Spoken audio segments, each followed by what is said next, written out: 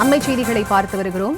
நெல்லை மாவட்டத்தில் பெய்து வரக்கூடிய கனமழையின் காரணமாக பேருந்து நிலையத்தில் வெள்ளம் தேங்கி இருக்கிறது. இதனால் பேருந்துகள் மாற்றுப்பாதையில் திருப்பிவிடப்பட்டிருக்கின்றன. வங்கக்கடலில் உருவாகியுள்ள காற்றழுத்த தாழ்வு பகுதி காரணமாக இன்று தமிழகத்தின் பல்வேறு மாவட்டங்களில் கனமழை பெய்து வருகிறது.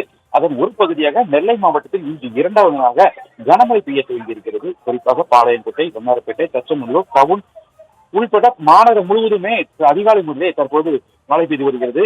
கனமழை இடைவிடாமல் பெய்கிறது. அதே போல் நெல்லை சந்திப்பு பேருந்து நிலையத்தில் பேருந்தும் மாற்றுப்பாதையில் விடப்பட்டிருக்கிறது. சந்திப்பு ரயில் நிலையத்துக்கு வரக்கூடிய பேருந்தும் மாற்றுப்பாதையில் விடப்பட்டிருக்கிறது.